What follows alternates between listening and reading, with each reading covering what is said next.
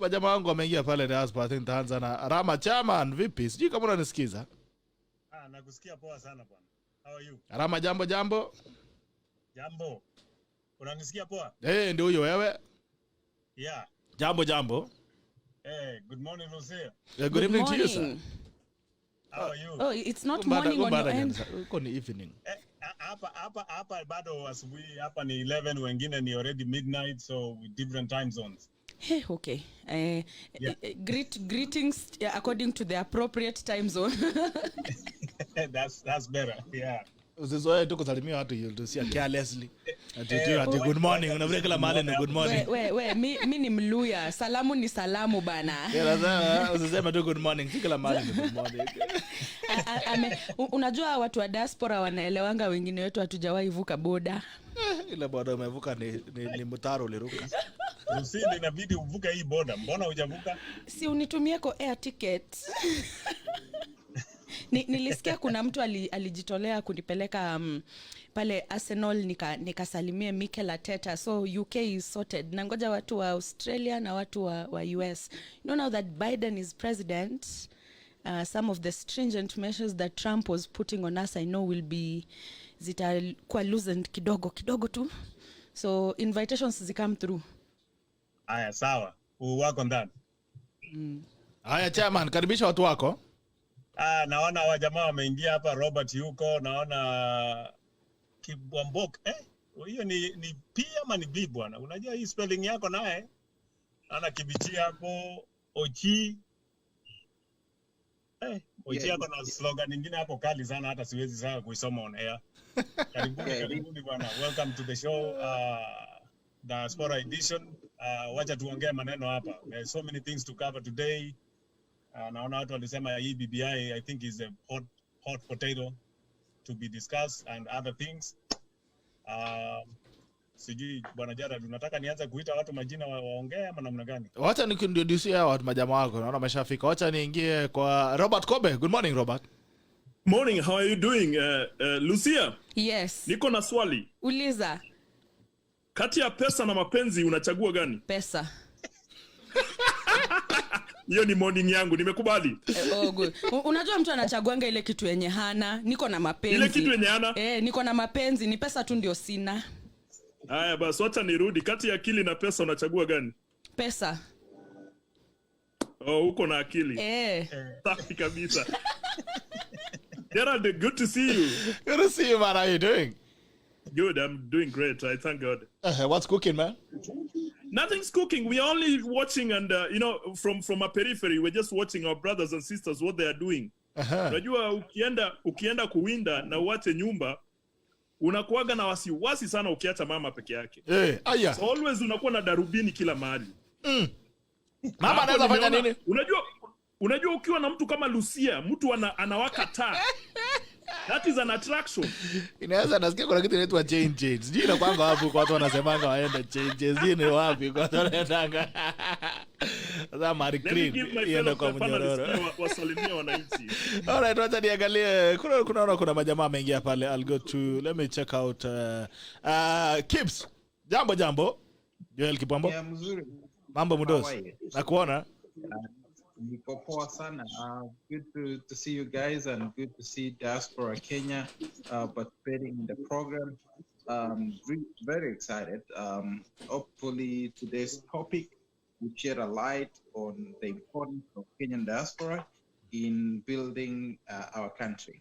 Hallelujah. Last week we lost you, Bana. We didn't see you last week. Yes, I got stuck up in traffic. I was from work. Unfortunately, I couldn't reach you guys. My apologies, but count me in always. All right, wacha kupotea hivi. Aitu kazi inaitwa plantation. Rajani nimeona saa Ngarafsaka amesema ametoka plantation. Nikashinda. What is going on, man? What up? Well, Kips, lalisha simu kiasi. I want to see you on widescreen, so utaweka simu ikae landscape. All right. Tafadhali. Very good. Hata Lucia hata nimeona vile amekuangalia na style nyingine. Lakini Yesu bado ni Bwana. Haya. No, I'm wondering mbona sisikia female voice kwa hii panel. Pale Diaspora hatuna ladies. Lakini matemu sasa unaambia matemu akuja. I have to admit, Lucia is a working brains, very smart brains, and I'm glad we're in the same industry. I'm in public policy, and she is in public policy. It looks like she's in youth, but we'll have to pick from there outside this forum.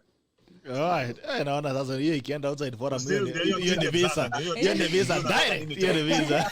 Hiyo ni visa. Gibichi mais. Good evening. Good morning.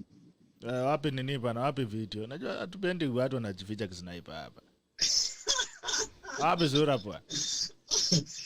Wewe sikia sauti yangu nafanya hapa 1 2 3. Uko plantation hata wewe? Video ya South Sudan. Ni makeup hujapaka. Tutaelewa. Naona kuna Wilfred. Wilfred, good evening. Lucia bwana. Lucia. Ombui. Naona Ombui ameingia. Wilfred, I'm seeing Wilfred here, but I can't hear him. Wilfred. Good morning, Gerald. How are you? Good evening to you. It is morning, I hope so. Where you are, it's morning. Middle East. Oh, Middle East. Oh, all right. What about Middle East is morning, huh? All right, I think to go the difference here 1 or 2 hours, if I'm not wrong. Yeah. So tuko kwa time zone moja. Hapa tuko time zone moja. How are you guys doing? Salama sana, we're doing well. I hope you guys are also keeping well there. Yeah, we are safe here. All right. Ombui, Bwana Yesu asifiwe. Asifiwe sana. How are you doing? Salama sana, lalisha simu. Oh, Kabla hujatoa sadaka. I can see. Ehe. That is better, right? Jambo. Habari gani? Habari ya huko studio? Salama sana, hatuna maneno, lakini naona roof ni mkubwa kuliko sura. Umelalisha simu sana, teremsha kidogo. You know, Yeah. I'm you without hapo ni sawa. Hapo ni sawa. Haya, that's very good. How are you, sir? Yeah, so I'm doing fine. I'm happy to be here. Salimia Lucia na wengine. Lucia? Umesalimika sana, habari yako? Niko salama kabisa. Niko hapa kabisa kuwasikiza na kusema lile ambayo mtaweza kusema. Asante sana. Naona kuna jamaa anaitwa Kavi Ochie. Kavi Ochie. Kavi. Ama unajua labda jamaa ajue amejisave aje kwa nani. Alright. Kavi Ochie. Alright. Huyo naona ni kama ametuacha kidogo, lakini wacha nianze tena fresh, nikimbize kidogo. Arama, naomba tafadhali ujiintroduce, unafanya nini, uko wapi, unatoka wapi nyumbani, ndio tuanze kazi haraka upesi. Wale wengine pia on the line, just prepare your introduction as well, ndio tuchape kazi mbio. Arama. All right. Jina ni Joel Arama, mkaaji, born and raised in Molo, Rift Valley. Sasa ukienda nyumbani kabisa ni huko Nyamira, mtu ya Nyamira all the way 100%. Nimekuwa hapa, I'm in the state of Alabama. Mahali tunaita the city of the highest PhD holders in the world. Sisi ndio tuna PhD wengi in the whole entire world. Yes. The Rocket City. We call it the Rocket City. Hapa ndio watu ya NASA wako. Ukitaka kuona ile rocket ile NASA ya Kenya ama NASA ya ukweli? Sio ile NASA ya hapo, ni ile NASA ya ukweli kabisa. Yeah. So hapa ndio tuko tunafanya kazi na telecommunication company na area of specialty hapa in Huntsville, Alabama. Right. Yep. Yeah, aya, Kips. Unmute yourself, alafu introduce yourself. My name is Kipchumba Kipwambok. Normally people call me Joel Kipchumba, but because of colonization and it looks like I'm born again now, so I embrace my Africanness and I'm fully Kipchumba Kipwambok. So the Joel part is gone. Now, I'm currently in Sydney, Australia. Previously, I was in the United States of America, where I did my undergraduate. In Sydney, Australia, I work for 2 organizations. One is Australia International Institute of International Affairs, where I do research in anything international relations. But my specialty is in sub-Saharan Africa, Maghreb, and the entire Africa in terms of security, governance, and migration. Yes, I think that's in short. Alright. Hiyo ndio introduction yako venye iko. Asante sana kwa But unatoka wapi it nyumbani? looks like my friend mentioned home. So originally I'm from, they call, you would be the only one who would know Talai. So Talai is in Nandi. I know Talai. But but have to see you. But I've since moved to Eldoret. So I'm a resident of Annex Eldoret. Thank you. Muriama. Watu wa nini mnapenda sana huko. Haya, Wilfred. Wilfred Simone. Wilfred, I can't see. Wacha tende kwa Kibichi, mais. Kibichi yako muted. Kibichi, unmute yourself, my friend.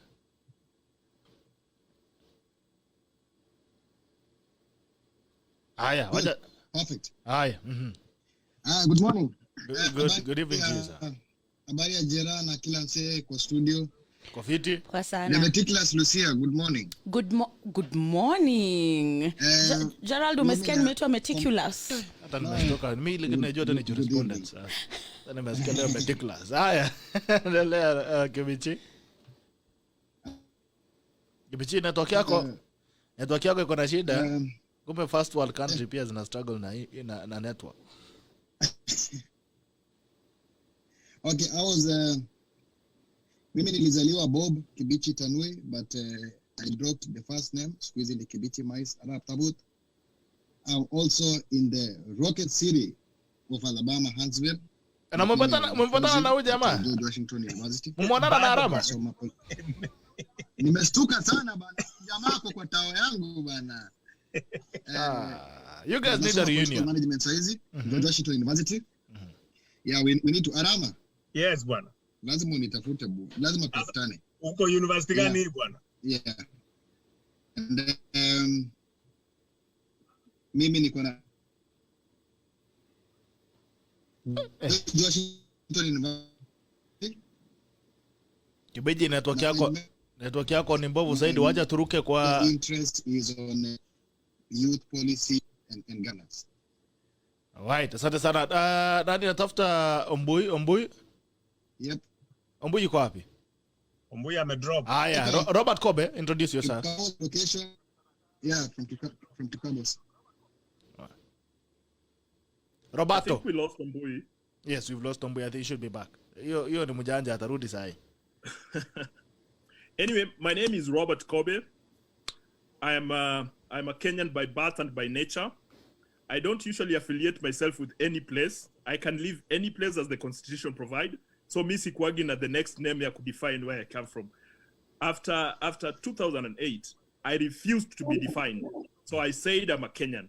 So mi ukiniuliza natoka wapi nitakwambia natoka kila mahali Kenya. So I rarely define myself with where do I come from na nini because I come from a very cosmopolitan family. So nikisema naenda huku watalia. Nikisema naenda huku watalia. So I don't want to be biased. Anyway, currently I'm based in Utah. Utah is in South. Utah is actually next to Las Vegas. Ndio watu wajue paliko.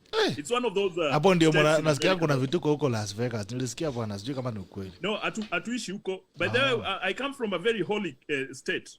Utah is the headquarters of Mormons. Oh yeah. My friend. So, Utah is Mormon County.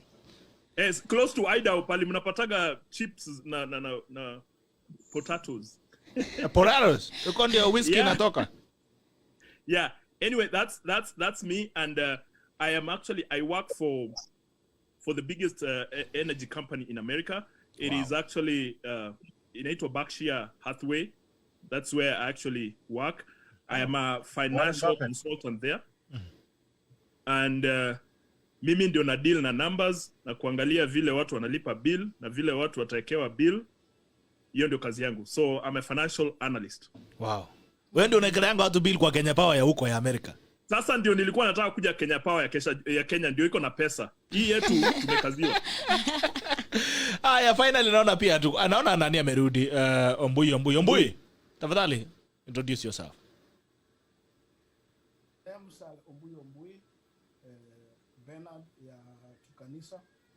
I was born in Kisii, a place called Nyamache, and I am an IT specialist, cyber security consultant. Sawa. Yes, that's all. Unatoka wapi Kenya hii? Kenya ninatoka Kisii. Wapi Kisii? Bado Butembo. Na kuna mtu anafunga milango kabisa ameamua.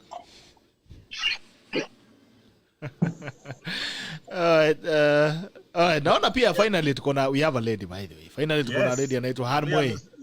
Tumejaribu. Tumejikaza kabisa. Harmway, Bwana Yesu asifiwe. How are you? Tunataka kuona sura bwana. Oh. Okay.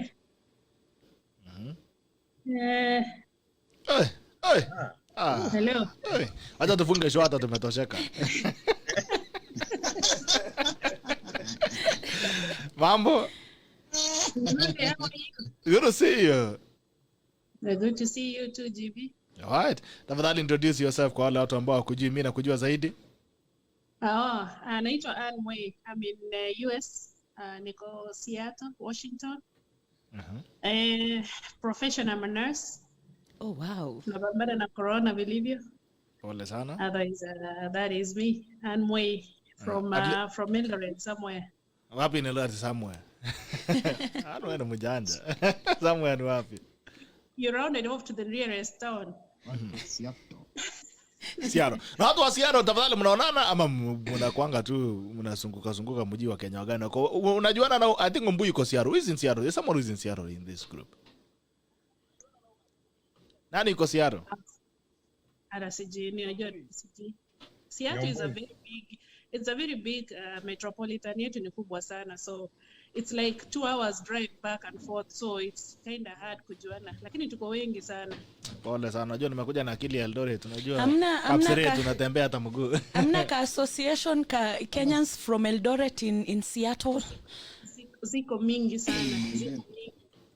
All right. There are so many Kenyans in Seattle, very many Kenyans. Kuna place inaitwa Nairobi ndogo. Yeah. So it's that critical.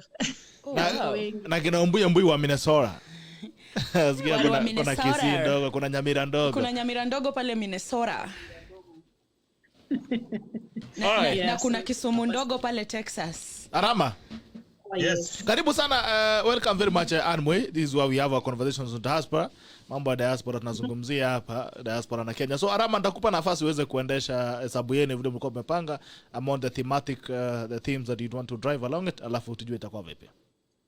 I would just start by, I think the hot topic is BBI and where are we heading? What is there for the diaspora?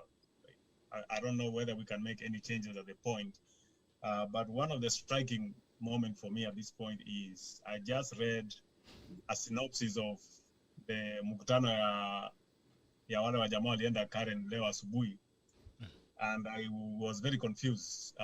What wengine wanasema we support, we need 70 MPs, additional MPs. Wengine wanasema huku nobody has a clear line, which is a clear indication for everybody you are on your own.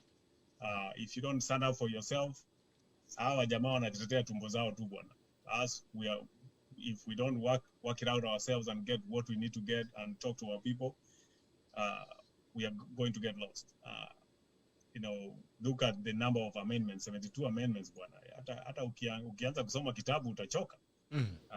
You go down to very ironic, and we say this all the time. I see people say it as a joke, ati kura inaweza fikishwa the remotest part of the country, lakini ukiomba madawa unaambiwa hiyo pesa hakuna. Sasa hizi mpaka machifu wako na vitabu ya kusign signatures za BBI, lakini wakati walikuwa nauliza PPEs na vitu zingine, they are nowhere to be found. Yeah. It's a clear indication where their priority is, and my message to Kenyans is wake up. Wake up, wake up, wake up. We need to deal with this thing. The idea of putting everything as a question so that people choose is a good idea, but at the same time, what are we talking about? What are the changes? What is going to help us? Sioni. As diaspora people, are we represented? We are still Kenyans. Hata kama tumeenda India, we left the country because of one reason or the other, and more so to make our lives better than what we have. Unajua, the chances that I will tell you personally, my personal story is maybe ningekuwa Kenya saizi life could be very difficult. Either na hizo migomo, because me, I'm a very civil-minded person. Justice and fairness is very much alive in me. Maybe ningekuwa nimewekwa statistic kwa TV somewhere, nimepigwa rungu hapo Nairobi, if I was still staying in Nairobi. But you know, we need to be a force to reckon with. We need to speak up, even as diaspora. We need to start engaging these people. Watu wakikuja hapa wanakuja kutafuta mchango ya kwenda kupiga kura. We need to tell them no money and kick them out. That to me will be the only language they understand, because they will come and promise heaven and earth. Kama ile video GB post the other day, jamaa anasema ataunda barabara, and every day is ikafika mwisho akasema ataleta hewa. Yeah, the letter hewa. So that's where we are heading, my friend. I mean, it's pathetic. You know, when I was talking to some friends of mine today, to put it in perspective. One of my friends, a very dear friend of mine, I consider him as a brother, more than a friend. He lost his grandmother to COVID. So these are realities people are facing. Hata kama huu jamaa wetu wa health anasimama pale mbele anakuambia 200 people, I think you need to multiply that number maybe by 500 or 1,000 to get the true picture. A lot of people are dying. The fact is there is no testing facilities. Hakuna mahali mtu anakuwa tested. The ones who are lucky, who have some money, ndio wanaenda hospitali wanakuwa tested. Otherwise, the rest of people, unakaa ngumu tu ukizimika, that's it. Nobody knows, nobody cares. Because these people don't even care. They want to give the smallest number possible. But the truth of the matter is our people are dying, our people are suffering, just because we have a government that has misplaced priorities and don't care about its citizens. You know, a country that does not protect its own citizens, a government that does not protect its own citizens should not even be called a government. This is simply an enhanced cartel. When people only think about, it's a structured cartel. Yeah. When they were issuing a statement there, hiyo mkutano ati, we need to deal with corruption, I was laughing. Nasema, some of these people, you know, like the lady from Mombasa, she's implicated of eating CDF money. But here you are yelling about corruption. How about we start with you? Rudisha pesa yenye uliiba kwanza. Let's start from there. You know, those are the things that we need to, you know, we need to call out these people, and so many things, like I say all the time. Kenyans, we need to stop focusing on shiny objects. Hii mambo ya shiny object, wacha tuangalie hii shiny object, nini iko ndani yake. Sio tu hapa nje peke yake maridadi, ukiingia ndani unaambiwa gari iko safi, imeoshwa vizuri, ukiingia ndani kiti hata hakuna, ni benches peke yake, hakuna kiti mzuri ya kukalia. So we need to focus on that, on the details. Like they said, the devil is on the details. Let me pass on to the next person so that, you know, give everybody a chance to talk. Gerald, even as they talk about the BBI, there's something I'd like to understand from the guys in diaspora. The remittances that they bring into the country, you know, it's about 200 billion in Kenyan shillings, I think. That's a lot of money. That's like budget an entire county, you know. And the question is that how then do they think that we can harness all these remittances just to be able to make sense? Because, you know, they do it because a brother doesn't have a meal for that day, an uncle has a sick child, the auntie suffers from something, you know. So we send easy money kidogo to various people, and the entire reason for people in diaspora sending this money to us back home is because we don't have systems that are working. So the remittances go in to fill the gaps that the systems are failing to fill. I really understand what it means for someone in say the US to send you money, because let's say if this person is sending you $100, which we usually think si pesa mingi, by the way. When you ask people back home, they'll go like, say, I need to me a total $50. It's not a lot of money. But then $100 is $10K. Yes. And if this person works and they are paid $10 per hour, this means that they've spent 10 hours of their lives working for you to send you that 100K, you know, that $100, you know, and that is a sacrifice, because 10 hours is not kidogo for someone living in diaspora. They have to work, they have to school, there's all this other thing, they have to survive. It's a lot.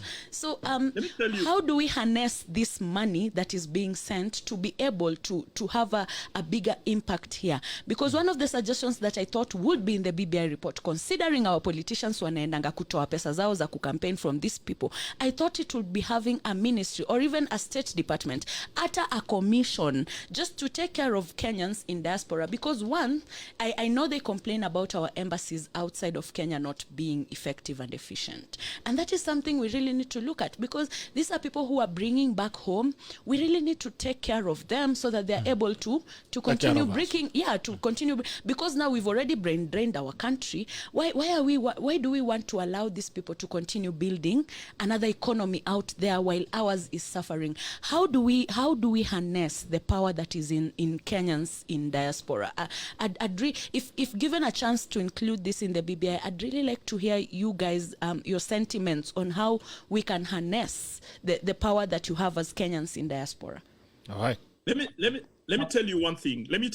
And that is what I've been trying to work out. And I've actually done a lot of projects in Kenya. And I can tell you for a fact, we are homeless. We diasporians, we are homeless. Oh yeah. We don't have any voice. And you know, the constitution is very clear. The only tool you have as a citizen is the voting right. And that is the supreme. I'll give you an example of US. When people elected Donald Trump, there was a lot of misconception and all kind of stuff. But when they wanted to correct that error, they only did one thing: they voted. But the problem with our Kenyan system is, we know that we can always vote, but we have never used that vote to actually help us. Let us go on the financial issue based on what you've been talking about, the money that we send back in Kenya. The money that we send back in Kenya is a lot. But as a financial analyst, I will tell you it's usually a drop in an ocean. Because when I send my sister money, she will buy a good dress, she will post it on social media, she will brag. When I send my mom some money, she will invite other mamas. The whole chama of the village will be done in the house in Akwisha. So I am a slave. Why am I saying I'm a slave? Because I cannot start any project. If you start a project in your village, they will take that project, watakula yo pesa, they will tell you, ule ana mingi, atatuma ingine. They will never care. But the biggest problem is this. Not everybody has that money to send home. I know of people who are struggling. They cannot even send that home. They are going out of the country to save money, to come and do business. But what does the government give you? It gives you all the hurdles that you've never received at all. For example, if you go to a neighboring country, umeenda umepatiwa contract, you've worked your ass off, you've come back, you have 100,000, you want to start a business. Starting a business, that 100,000 will not even be enough to start anything. Because one, before you get those permits, you have to bribe. By the time you're now settled, you want to start your business, there's nothing. What I was recommending for diasporians, and I think there's last time that Uhuru came here and he said, for those who are planning to exit, I'll give them a good plan. If you have your car, itaingia tax-free. If you have your stuff, it will come in tax-free. Those are the policies that we want to be put in BBI. That diasporians, because we know you are helping us, if somebody has an exit plan, if somebody is done with diaspora and wants to come do business in Kenya, let them be given tax holiday.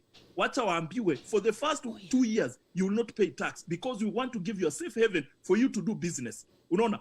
Because not everybody has this money. And that is the biggest problem that we have.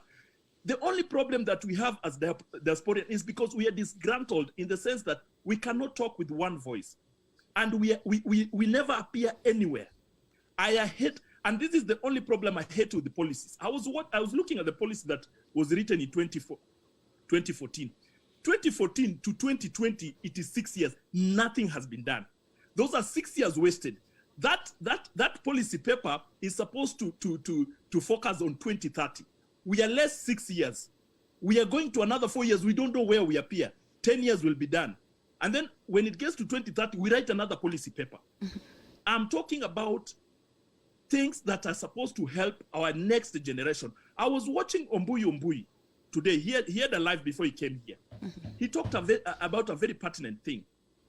We cannot even take advantage of this social media to take our kids back to school.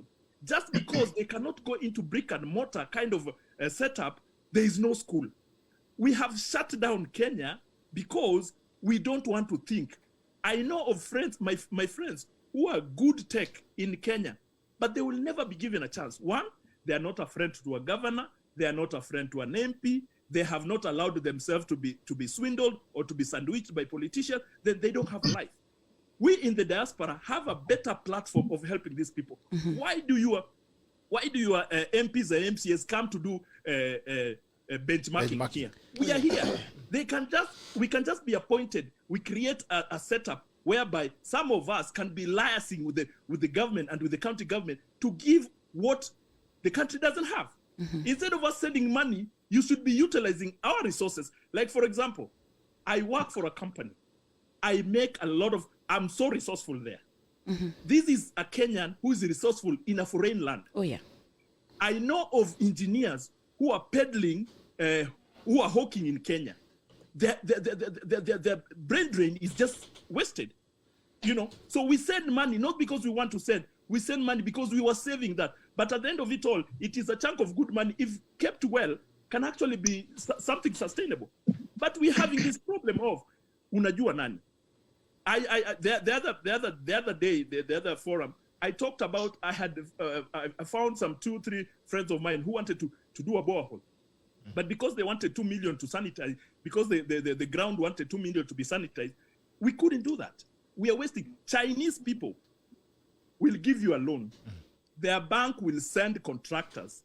Their contractors will send workers. Their money will go back to China. Why don't we do that? Oh, yeah. Wow. All right. Kips, Joel? I will definitely handle the same topic. Now, I will just make some corrections in terms of figures. For me, I deal with figures. Lucia said 200 and something billion. Now, correction, it's 2.4 trillion. Oh, wow. Yeah, so it's 2.4 wow. shillings. In fact, it expanded from 2019 to 2020. It expanded despite the coronavirus issues, right? Now, North America, we are the third largest, foreign earner, diasporan. The first one would be Nigeria and then Ghana. So Kenya is number 3. Now, let's talk about where it is coming from. It's coming from North America, of course, as expected, and then Europe and everywhere else. Now, what are the issues that we face as diaspora when it comes to remittances? It's very expensive to send money. Now, the other thing is expectations from people. So you find some students who are here, they come to school to study. When they arrive here, immediately within 6 months, people are expecting them to send money at home. Those people can be homeless. I can tell you for free, I was homeless in the United States of America in Kansas City for 3 months. Wow. An old lady took me in. Nobody knew that at home. That was 2006. Nobody knew that. Why am I saying this? It's because I think I blame not only the Kenyan people, I blame also the diasporans. Whenever we go out there, we create this illusion that everything is fine, that we drive these big cars and we have all this stuff. That's fake. It's no reality. So now, the other thing is, what are the solutions? I don't want to dwell on, the issues. The solutions. I think the solutions are always very important. Solution would be to have a diaspora office in Foreign Affairs Department. I am very aware that we had one in Uru's government. Who did they put in that office? They put Dennis Itumbi. Oh. Now, I absolutely have nothing against Dennis Itumbi. I think he's a very brilliant young man. He has used his brains well, and he's made a life for himself. Good on him. Now, does he understand anything about the Kenyan diaspora people? Absolutely none. Zero. We need lawyers in that office. We need accountants. We need investment advisors. This office should be fully functioning where Kenyan people. So number one would be to handle the cost of sending money to Kenya. I saw, which bank is that? There are some banks in Kenya that are actually really trying, but they're still up there with international, competitors. Now they need to do something because they're only focused in Kenya. Their business should be focused only on Kenyans. If they focus elsewhere, that's where it costs up because they have to compete with everyone else. I think their market should only be on Kenyan people. And I think they will earn a lot of money. 2.5 trillion is a lot of money. They'll get something out of it. Now, if we have that office, we would be able also to have a seat in parliament, or at least some representation. If you're sitting just outside the door and people are planning things inside the house, you're absolutely not part of that planning. You can pretend and wail all you want, but you're not part of it. So I think it's about time that Kenyan diaspora, which is the third largest income earner for our republic, demand a seat on the table. And that's representation, and that's an investment office, an office that's fully functional in a Department of Foreign Affairs. All right. That would be my submission for now. Omboi.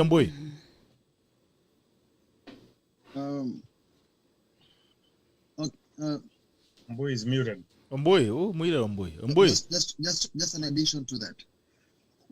All right. Yes, Kibichi. What's it? Okay, Skibichi. I think it's okay. Just an addition to that. Nilikuwa nataka niongezee kile ambacho Joel amesema na Arama na pia my other brother Robert, that in the 2010 Constitution, during the process of the 2010 Constitution, there was a proposal that the diaspora was to be given a representation in Parliament, and that one never materialized. There was also the provision in the law that the diasporans were to be granted their right to vote, which again never happened. The spirit of the leadership back home does not recognize diasporans as an important factor as of Kenya. In as much as wanna remit a lot of money. Kibichi, your network is really bad. Please check your network. Omboi. Network yako ni mbaya sana. These things, please check. Omboi. I want to start from the BBI and. Yep. Is that clear now? Fix it, then we'll get back to you. Let's give it to Omboi. Okay. First question I would like to ask is, how did we get to BBI? And we cannot use the vaccine of flu to treat coronavirus. Otherwise, we could have saved a lot of lives. So what I'm trying to say is that inclusivity is a problem that needs a different remedy to solve, not the BBI. So what I can say is that we as Kenyans, we need to change our mindset. We need to, to change our hearts so that we kill this big animosity called tribalism, because this is what has led to this animal called BBI. So if we cannot use the BBI to resolve something that resides in our hearts, so what I can say is that let us first try to change our mindset from the issue of tribalism. BBI will come, it will not solve our problems, it will pass, and we will still be having the same problems. But as of now, what I can tell the political class is to sit down and try to work out on BBI, because as it seems, these guys are determined to pass it. So let them come into consensus, agree on the various issues that are touchy. They work on trying to make it look better for all Kenyans, and even pass it through parliament instead of wasting a lot of money through the referendum. All right. Wesley? So, okay. Omboy, before I go to Wesley. Omboy, please, as you finish up, Omboy. Yes. Now, the issue to do with the diaspora, what I can advise the diaspora is that when we know the problem we are facing, we have to get plan B. We send over 200 billion Kenyan shillings every year, even more this year. So why can't we agree and form a circle or a company and invest in form of shares instead of trying to fight the government to make things better for us in Kenya, while the Kenyans in the country themselves are suffering in the presence of that government? Thank you. All right. Wesley? This is my take also. I wanted to add on what Joel Kimwambok was talking about. He raised a point that people are going through a lot. I wanted actually to say, I'm in Saudi Arabia. Right now, I'm working in Saudi Arabia. Okay. Kwa Saudi Arabia, tuambie. Audio yake imepotea. Amepoteza sauti? Yeah. Amenyamaza, amenyamaza. Wesley, endelea Wesley. Tunakusikia, endelea. Yeah. So, I wanted to say this. Here, like what we face as Kenyans here. Here you cannot get a loan from a bank because you are a foreigner. And when you are in Kenya, you cannot get a loan in Kenya because you are working in a foreign country. Wow. Mnanipata? Nakupata kabisa. Oh, yeah. Yes. So I was saying. Tunakusikia bro. Keep on. Nazungumza. So Wesley, ongea ndugu. Yes. Ongea, endelea. Okay. So that's the one, what I was saying actually. So you are treated everywhere like you are a foreigner here, and at home you are not welcome. Okay. So you cannot develop as quickly as possible. Wow. Like if I have a project that I wanted funded, I cannot get an immediate funding at home. I cannot get an immediate funding at home because the banks are denying me a chance. Yet I am able to pay. I earn cash, I send money home, I send through banks. But they cannot trust me because I'm working in a foreign country. And in this country here, they cannot trust me here because I'm a foreigner here.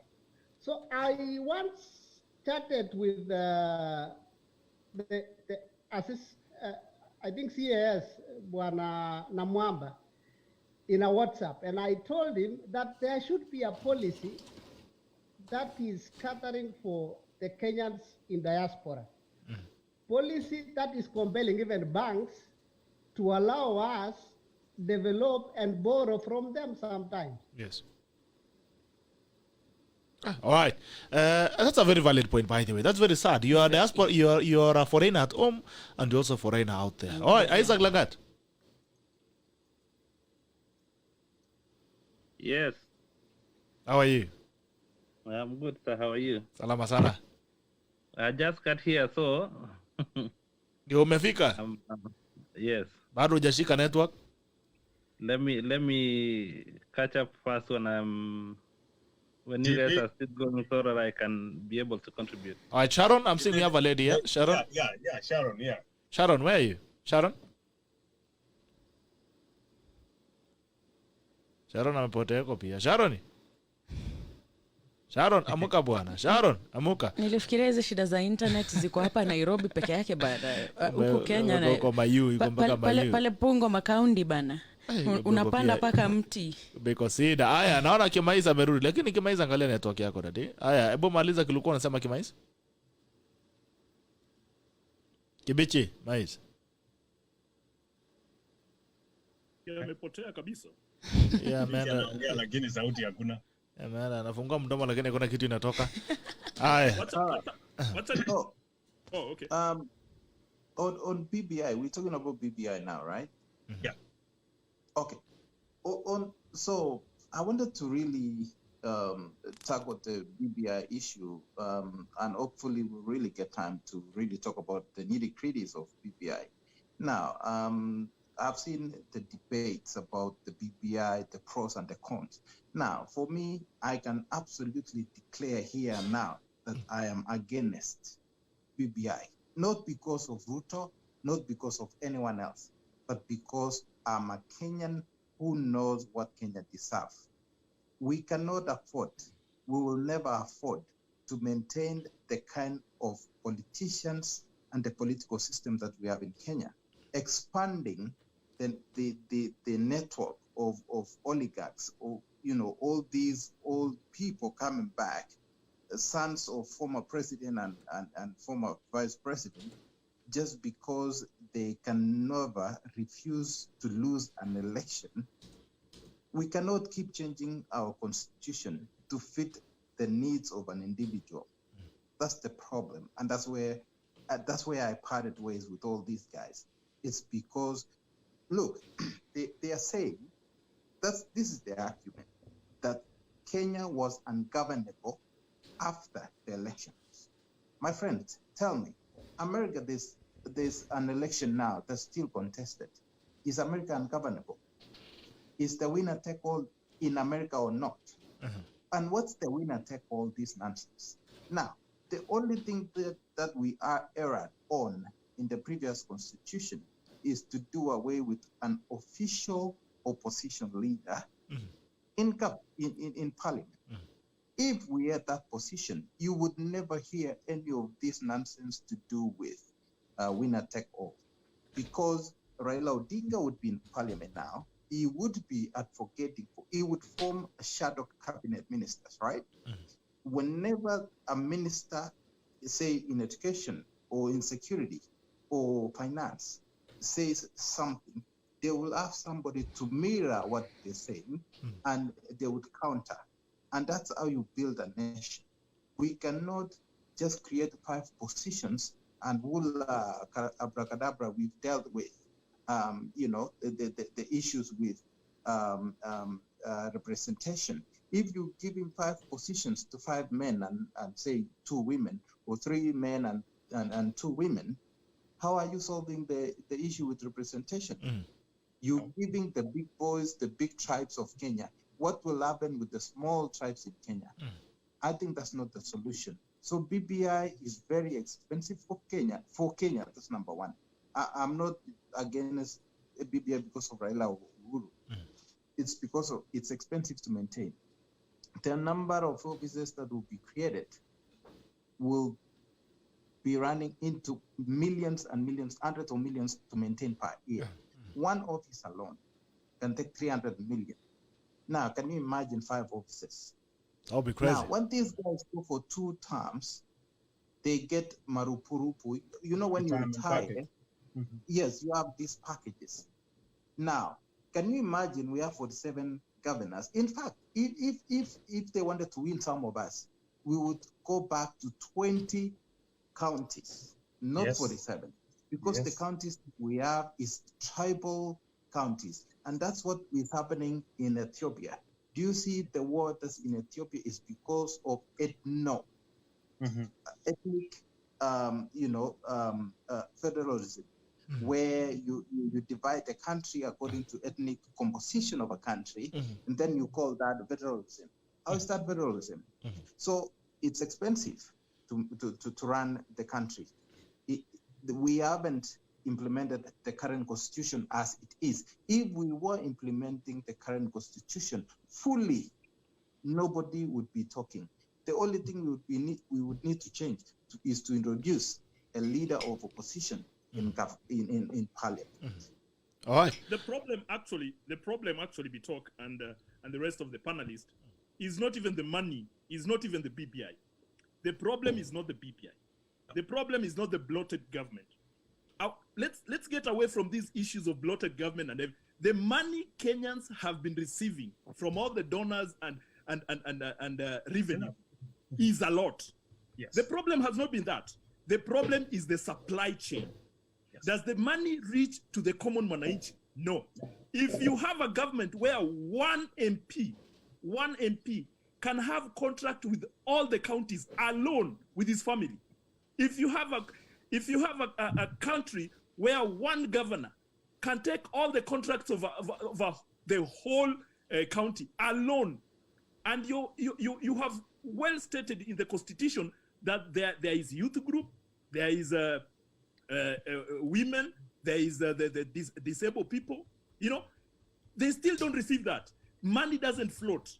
Money doesn't get trickle down. If you have a country where a 10-kilometer road is done by 5 different contractors, paid differently, but they don't even finish that road, you complain about that? You say that country is poor? Are you complaining about positions? Our biggest problem is not BBI being bloated. Our biggest problem is we don't get back the value of our money. I was watching, before I even came here, I was watching a documentary about Singapore. Singapore constructed their stadium in 1970. 1970, we were at par with Singapore. Yes. We were at par. We were even better than Singapore. Oh, yeah. They constructed that stadium in 1970. In 2014, they commissioned a multi, I think it was a multi-billion kind of a stadium. It is one of a kind. That thing was done within 4 years. If you have a country that was telling you it was going to give you stadiums, 10 stadiums, they have not constructed one, you still want to complain. So for me, it's not all about BBI. For me, it's not all about, for me, it is the money. Today, Arama, Yes. and the rest of everybody, and Bitok, today, let us say tunaenda referendum ya kusema MPs should not be paid salary, they should be paid marupurupu peke yake. Uone ni nani atasimama. Who will vote against you? Have you ever seen in Kenya, it is only when they want to increase their salary, that is when they can have cups of tea together. Oh, yes. They can eat together, they can dance together, give a combined press conference. But when a common mwananchi is dying of COVID, unaambiwa changa kwa WhatsApp. The irony. MP. And I will not even blame our politicians. I will blame us ourselves. Right now, if I stand, now I support somebody, I'll be the one shouting my person. Kenya is the only country you can steal as a politician and people will do mchango on WhatsApp for you to bail you out for what you've stolen. You've stolen their money, but when you come out, they bail you out. Yes. But they will Then you still get complain. arrested. Yep. We have the best coffee. We have the best tea. We have tourism. We have the best athlete. I used to play soccer in Kenya, and I dreamt of playing for Arsenal. Being in the fore of camera and everything. But little did I know I was in the wrong country. Right now, even trying to help our own folks to come here and study, hakuna mtu anataka. Kenyans tunachuki. You don't want your brother to grow. And that is what politicians have taken. They want us to be poor. We beg for 5 years, vote them, beg again for 5 years, vote them in, beg again for 5 years. That is why if you looked at Bitok, he posted a certain video of a politician. This politician will say muni vote until when he's on a deathbed, still vote for him. We have not taken the responsibility of recalling these MPs. Anytime there is a public participation, you will see nobody there unless you bribe the electorate to come and listen. But you've already made up your mind.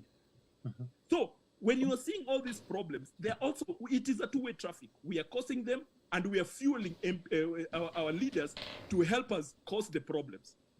And it's a big thing. So for me, it's not all about money. We have enough money. For me, is are we putting the right things at the right place at the right time? Yeah, I mean, Robert, to add to your point, one of the things that really got me this week was the issue of, remember, if I hope you guys caught up when I decided to join in JB's discussion with the one fella called Mejungu. And this guy mentioned about solar and said, oh, they're going to put in policies about solar and you'll see something is going to happen. So I was interested to go and look at, I happened to look at one of my friend's bill for electricity bill.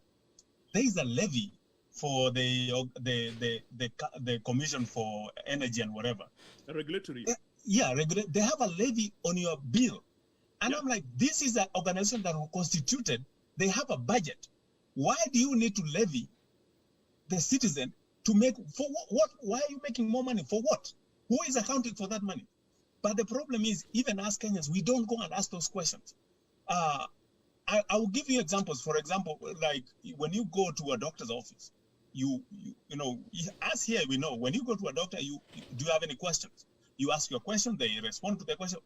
In Kenya, unaambiwa chukua dawa ndio hii 2 by 2, get out. They don't tell you what's the effect, what's the problem. Ukienda, for example, kwa matatu, I give people examples. I remember one time I had gone to visit a friend in Eldoret, and I was on my way back. We went, you know, when I'm not traveling with family, I love going with matatu. So I'm at the stage. This matatu comes, and you know, that has changed now. But some years back, around the stage there was a bar there, and you see the driver sitting in the bar drinking, and then we are here, we are paying the ticket. And the same guy comes and enters the matatu, wants to drive. And I'm like, no, you're not driving. He said, why? I can drive. I said, in that case, I'm getting out. I'm not going with your matatu. And one guy outside like, when nipatie ticket yako, mimi ninaenda niko na haraka, wewe ngojea the next one. And I said, fine, you go. By the time I was caught up with that matatu around Moi University there, the matatu was in a ditch. And we were driving slowly, and I'm looking at the same people who were castigating me and saying, wewe toka nje unatupotezea wakati. They are there looking and stupid because you are not every time you are sitting, you hear all the time, oh, the driver was speeding, lakini si tulimwangalia tu. Why don't you stand up and speak for yourself? So why don't you ask these people questions? So, Arama and Robert, where did we go wrong, and how can we rectify? What's the solution? I will have after you answer. I'm also saying there's someone else joined us as well called Ngor Minister. Ngor Minister. Ngor. Ngor Minister. Ngor Minister. Patikane. Sharon, can you hear me? God Minister, can you hear me? Sharon, can you hear me? All right, I think we've also lost of them. We go back to Isaac Lagat, then I think we drop again to another conversation. I don't know if you picked up, Isaac. Yes, I've picked up some. I'll go back to what Joel was talking about the BBI, and I think the whole concept behind the BBI is it's a welcome idea. Probably how they are going about it is where the problem is. They're addressing probably issues that we don't need to address at the moment. Going to what Robert said, we have very bad culture as Kenyans, or how we behave. Now even tackling corruption and asking for rights in governance, we don't. We glorify bad manners. Mm-hmm. That's true. And we should stop doing that. Mm. When somebody steals, instead of actually making sure that these people are held accountable, we go to the road and start now kufanya maandamano. What is that? And it's your money. It's the money that you go to the hospital. There is no medicine. There are no doctors. There are no nurses. And you are here, ukibeba matawi. So I don't know who will do the civic education, who will actually inoculate these kind of behaviors on our people. How do we go about actually having a justice system that can actually fight corruption for us? All right. I think you come and know. Okay, let's go ahead. Sorry.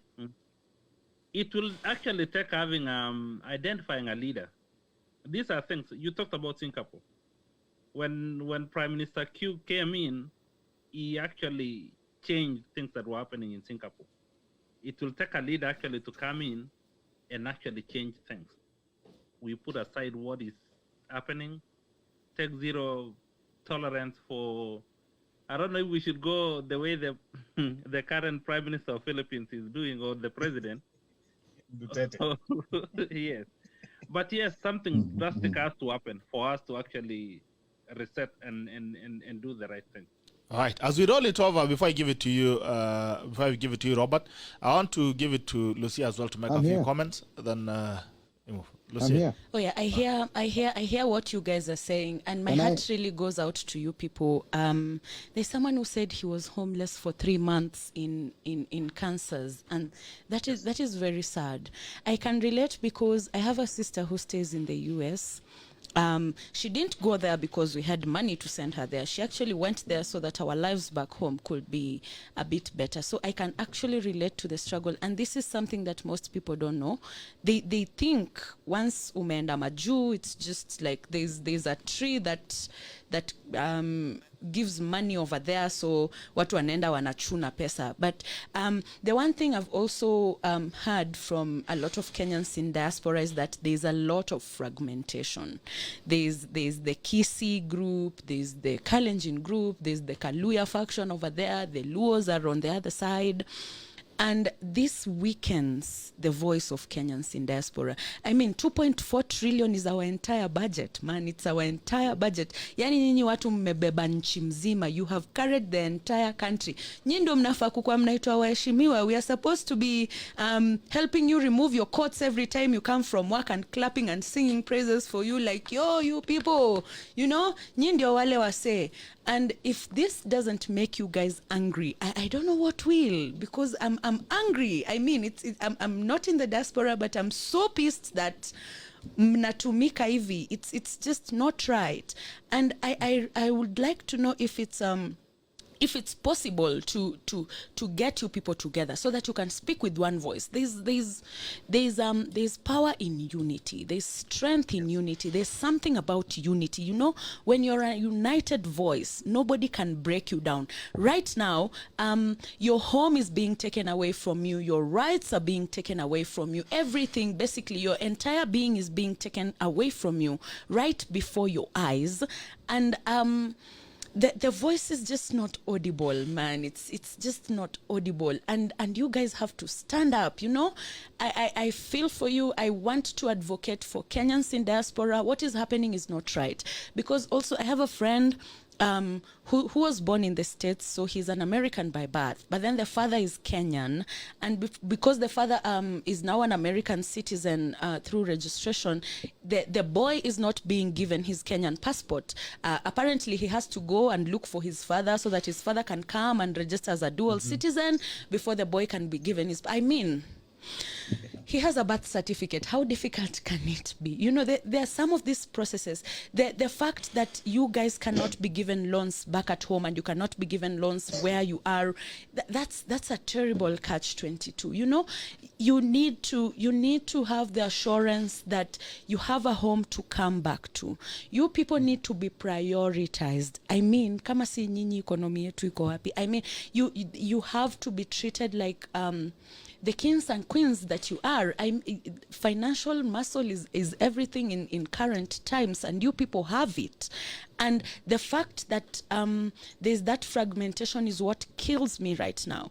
I have a voice. It might not be a big voice. I might not have all the clout that is needed, but I have a voice, and I'd like to use my voice to help your cause. But then this requires unity. Where do we start from here? How do we start? Because in order for us to change policy, we need to have political power in the first place.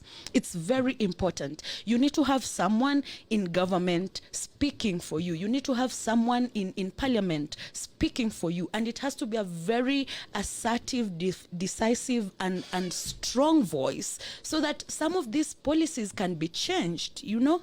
And how do we then start to unite the Kenyans in diaspora so that we can have one voice of Kenyans in diaspora? I'm looking forward to a day where Kenyans in diaspora will just andamana to go to the specific embassies, and if it's possible, whip the heck out of those people. Wachapeni kama watoto wa nursery school. You know the way the teacher would shika your dress on one side ndo ikue tight so that akikupiga kiboko inaingia vizuri. You need to do that to these people. Hawezi endelea kuwadharau like this, man. Like, no, you people, you Lucia, don't have to Lucia. accept this.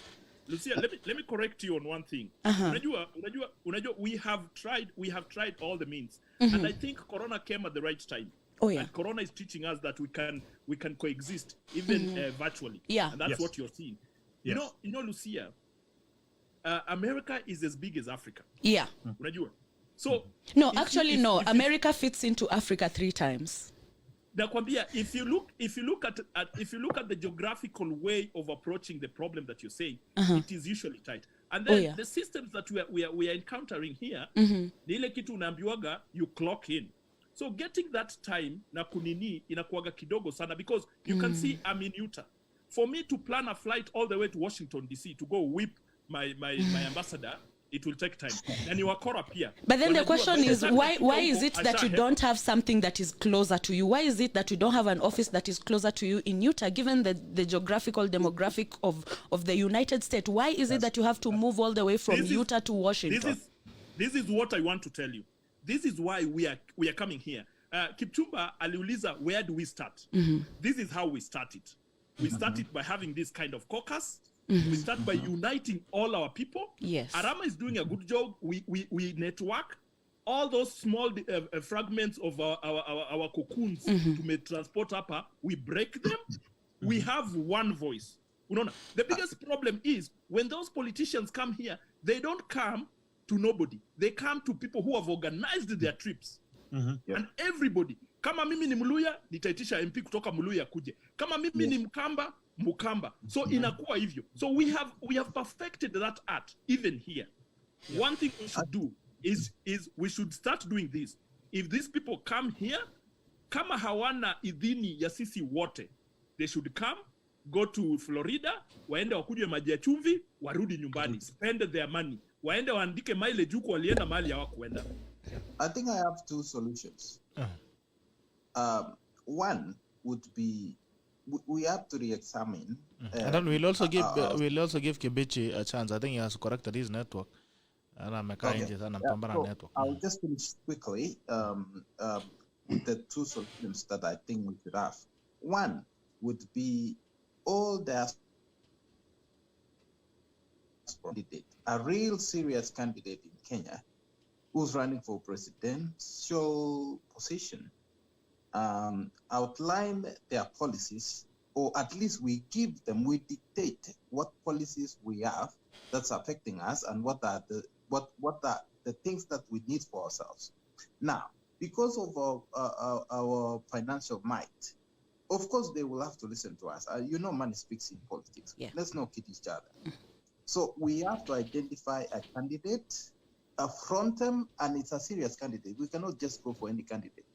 Now, the problem is, I'm a student of political science, and what I'm about to say will be controversial, even to you guys. We need a dictator.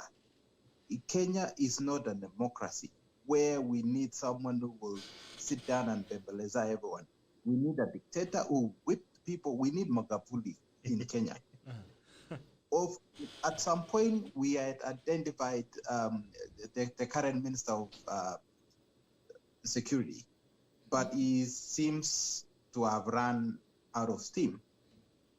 That's not how we operate anyway, but we need a dictator. We need to find someone who's very serious about policies.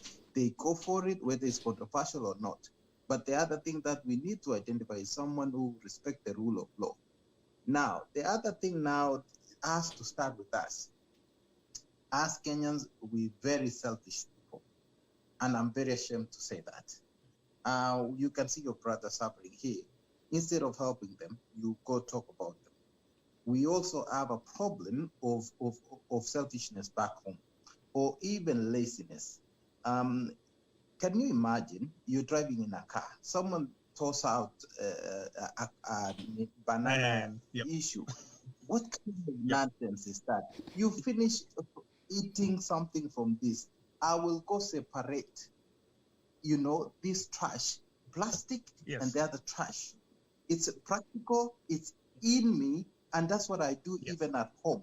We need to start that from our own homes. If we start from the discipline from our children, Kenya will change. We have to start it from home, from nursery school, from that's the solution to Kenya problem. It will take 20 to 30 years to fix it, but it's better to start now than to keep delaying it. All right. Mais. Kichi wanted to Yeah, say I'm Kibiche. here. I'm here. I want to go back a bit to the BBI issue, and I've heard many of us talking about the BBI issues, and it is prudent to understand that citizen issues on the BBI make to 0.1% of the whole thing. The rest of it is purely political. So our interest as diasporans or citizens in Kenya, our interest in the BBI is not there at all. BBI is purely a political thing. And that has gone down to the political inhygiene that the Kenyan society has been subjected to. And we as citizens are responsible for this because we are so gullible to political innuendos. We are so gullible to political gibberish. Because every time you listen to what politicians will address on the BBI, we as citizens will just follow without questioning what is the right thing or what is affecting us as wananchi. It is very unfortunate that that the diaspora, I don't even think that we are the third highest foreign earner of Kenya. We should be second or first foreign earner. Because when you look at the number of people we touch, the number of lives we touch and try to help and change lives and to support ourselves and to help ourselves, I mean, it's on a huge magnitude. So, and it was very clear in the 2010 Constitution that the only right we diasporans had was the right to vote, which they have been denied. When elections were going on in 2017, I remember there were push and pull court cases about the elections, and Kenyans, probably in the US, were being told if you want to vote, you have to go to DC, or you cannot go to Atlanta because the office in Atlanta is being closed. You cannot go to California to LA because it is closed, and that tells you that the Kenyan government has no interest with the diaspora community. And I think it is until the diaspora community comes together and speaks with one voice, then probably things might change. The biggest problem, and I might be new in the diaspora, but one thing I've realized, the same tribal fragmentation we have back at home is existing in the diaspora. Very unfortunate that our people will bring their minds from home, bring their tribalism to the US or in Europe or in Australia, fragment themselves, and will never speak with one voice. I'm sure if I sit down probably with somebody from another community, they will speak as though they are back in their villages. Very unfortunate. Right. I mean, it's a crazy thing, and I don't know how we're gonna solve this. Arama has been here for a long time, and I'm happy because we've met and we come from the same city, the Rocket City. We hope we can sit down together and have a discussion about this whole facade. But I want to tell Gerald and Lucia, whatever thing you've started and you're doing is awesome, is amazing. I hope what you've done will be replicated over here by Arama and Kobe and the rest of us so that we can bring our people together so that we can start addressing our issues that affect us. I can assure you, the diaspora will not get, oh, damn it, the diaspora will not get a representation in the spirit of the Constitution if we don't come together and speak as one. Oh, yeah. All right. You guys actually know solutions. Kufanya ndio shida. Emmanuel, I'm saying Emmanuel is here. Emmanuel, you've raised your hand. Emmanuel? Okay, well, mine was raised for the past 30 minutes. Are you already spoken, sir? Gerard, what are you talking about, bro? Aya, funga masaya. Sawa, as you end up. All right. Emmanuel has not spoken as well. Okay. Let me give Emmanuel. Okay, I'll I'm come back calling at a later from, point. Salama, Emmanuel. Boston. Vipi? So, I had a few things that I've had watu ambao wamesema hapo, and I agree with them, like Kobe ameongea mambo ya, I remember last week aliongea projects ya books, alafu watu wanaanza kusema wanataka pesa ya kusanitize, which is really drawing us back. Even, hiyo ndio kitu ambayo inafanya sasa wengine hatutaki kufanya projects nyumbani. Because ukitaka kwenda nyumbani, politician anakuwa very insecure, so they try to sabotage you in different ways. Anyways, there's a few things I wanted to say. I want to urge the diaspora and Kenyans at home. Politicians are not the smartest people. Like, one thing I know personally is that, like, if you remember in the 1992 elections, when we had KANU, Ford Kenya, and Ford Asili and DP, and some people who know the story, I know the personal story, that most people don't know that the manifestos of those whatever, the parties were written by one person who was dealing with all the That's true. The different parties. So politicians are not the smartest people we have. And secondly, I think the idea of having a structured referendum is a really good idea, because I live in Massachusetts. We just had an election, but besides the politician that we voted for, we still had like questions after that. Like there was one about motor vehicle. Local dealerships. Local mechanics can have information about your vehicle, not just the company that sold the vehicle to you. So you had to vote yes or no, so that local mechanic has the information about your vehicle. So I think that idea of having like a structured whatever, yes or no, instead of just voting yes for everything or no for everything, I think your idea in Naruto wanakuja now, I think is a very good idea. And the second thing, I think the idea about having an office, mtu ameongea juu ya Itumbi hapo, those are people who don't have an idea about what goes on in the diaspora. There are so many things that need to address. Kuna mambo hata ingine mtu anakuja na makesi, kuna watu wako na depression, there's things about jobs, there's things about, acclimatizing. Kuna conmanship, watu wanafanya projects huko nyumbani. So many people I know who have done projects, ama unaenda kulipa pesa, mwisho kuna lawyer ama watu wanapotea na pesa yako. So we need to address that. Anyways, another thing is, my personal belief is that this BBI was just a smokescreen, because most of these people, I think the two protagonists in this case, meaning the president and Raila, they were facing, after all that happened, they were forced to come together by international, parties that wanataka them to come together. But then by their handshake, they had to come up with something to say, hey, hatukushikana mkono bure, hii ndio kitu. But if you look at the 9-point agenda and look at the BBI now, it doesn't answer the question about post-election violence. The problem with Kenya is the elections, the way they are done. That's the problem. Hakuna accountability. That's the main issue about we have. Mambo ya kusema ati sijui as you weka prime minister sijui nini na nini. Me, I see it as is very defective, because what if, in the whole parliament, a president happens to be a Kalenjin or a Kikuyu, and there's a person who's very well capable of becoming a prime minister, but happens to be a Kalenjin as well. Are you going to say no because we want to balance? Those are the things I think about. And another thing I was looking here is, if you look at the inception of America, when they started to unite the country way back when, how they started was that, after the elections are done and the electors are chosen, for like during the times of George Washington, Jefferson, and everything else, they used to vote, and then the person who wins becomes the president. The person who becomes second becomes the vice president. I don't know if that's an idea of something that people will buy, but it could be a way to kind of solve the situation for now. And then I was looking at one thing I was looking at is like when you look at the diaspora is very, let's say the truth. Someone talked about us not having unity. It is true. Yes, yeah. When I moved here, I moved in 2001. So we kind of, were united in everything else. I can tell you, if I lived in the Minneapolis area and all that, the same politics that came from home, like even in church, it started happening. People were having one church, and then after that, people know this story. Like, like especially I can give an example, like the SDA church in Minneapolis used to be one. Then after a while, they fragmented into the counties, then to the clans. So as a pastor, it's so ridiculous. We don't have the unity we have. Even invitations. I live in Massachusetts now.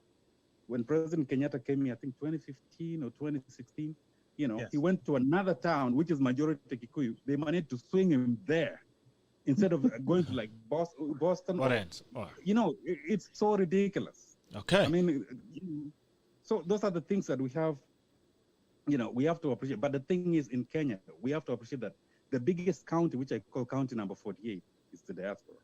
All The right. amount of money that comes into Kenya actually is more, you know, than any other, you know.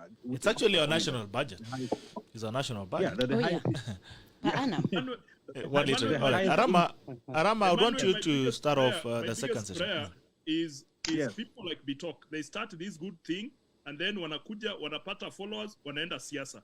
Bitok, I've been praying. Wewe usitoke mpaka diaspora ikuwe kitu moja. Unataka kunimaliza?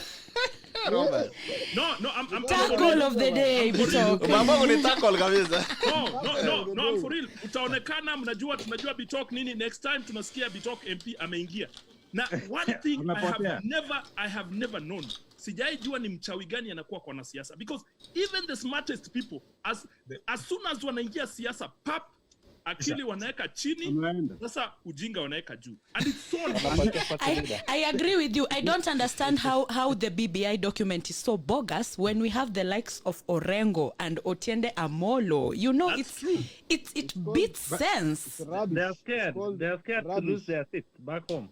But you know one thing, the problem with Nyumbani, even the people who have studied here in diaspora, we have people look at, you know, when I look at people like Millie Odhiambo who are here and everything, when people go home, they get swallowed by the village. So mtu anaweza kuwa with whatever, but when you go home, mtu anaamua kucheza hiyo politics ya nyumbani, they get swallowed. We have so many people who have studied here, but ukiangalia huko unashinda hata huyu jamaa hata kama alienda hapa, yes, they get swallowed, you know, by the village politics. So the changes. Alafu nyumbani watu wataki change. Mimi nikienda nyumbani niwaambie watu, wewe unajua umetoka America. Uelewi kitu inaendelea hapa. Unaambia you don't understand what's going on.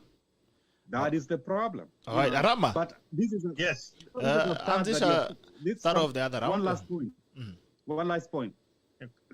Bitok, what you have started, you know, I've added even, you know, my mom actually, I was showing her today your program and everything. Wow. This is a good start. Wow. So tuna advertise to watu wa Kenya wameanza kuingia wengi sana. Hallelujah. So this is a good start. And tutakuja diaspora. We'll come to diaspora. When you guys do those organizations you're doing, call us. We'll come to diaspora. We have this conversation better on investment, on governance, and all the other issues, so that we can find a better way to channel the issues that affect the diasporans in the best way possible.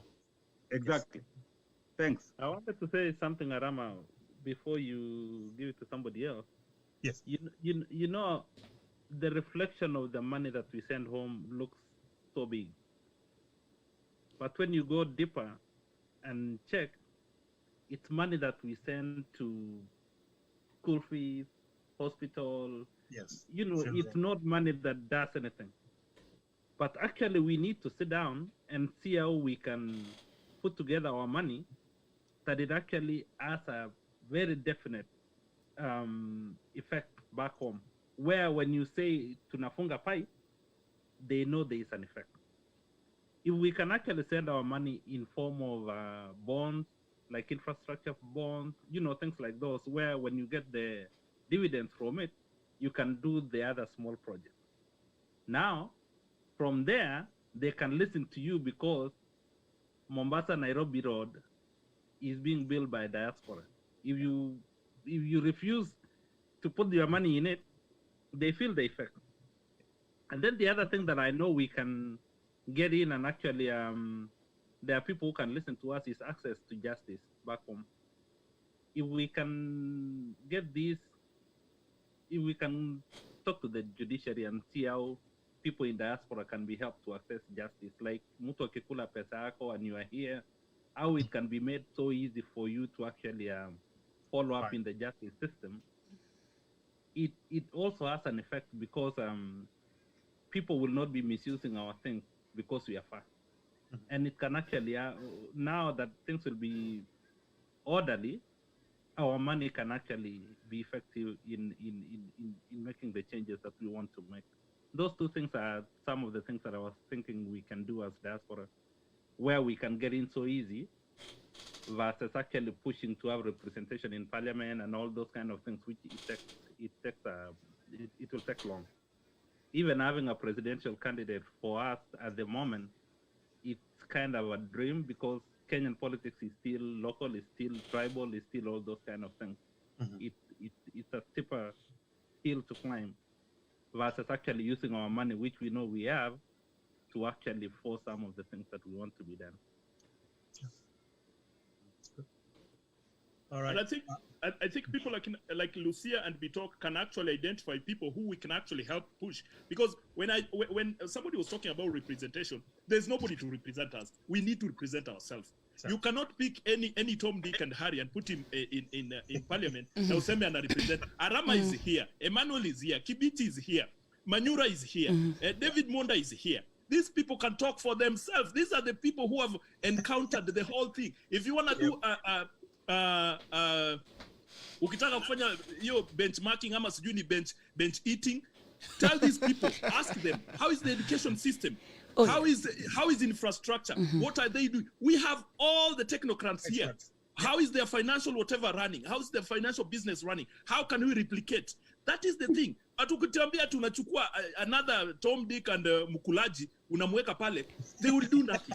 You understand? They will do. We want to be in that policy. We want to be in the constitution. Na tunajua if Arama is here for 3 years, Emmanuel achukue 3 years, Kibiti achukue 3 years, we will be rotating these minds. We will get fresh ideas so that watu wakisema wanaenda benchmarking, mimi ndio ninaenda nafanya hiyo photo whatever, ninaenda ninawaeka kwa Zoom, tuna discuss, we create, nawaambia endeni mtengeneze. I take a leave, anakuja mwezi mzima, tunaangalia, tunamaliza. Hiyo pesa inafanyiwa, inapelekwa kwa health, hiyo pesa inapelekwa kwa education, hiyo pesa inapelekwa pale pengine. But telling us that somebody to represent, we don't want to be represented. We can represent ourselves.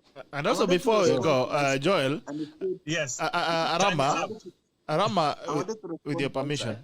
Arama, with your permission, I'm saying we have guys who have joined in. We have some new guys who have joined in, the 3 of them. You have only 15 minutes to finish. So I was thinking maybe for the guys who have joined in, the 3 guys, David Monda, Manyura, and Gilbert, maybe we give them an opportunity to contribute first, then we come in for the last round. Please. So I'll start with David Monda. Hey, Gabriel, pole sana, nilikuwa nimechelewa. Kunradhi nyote.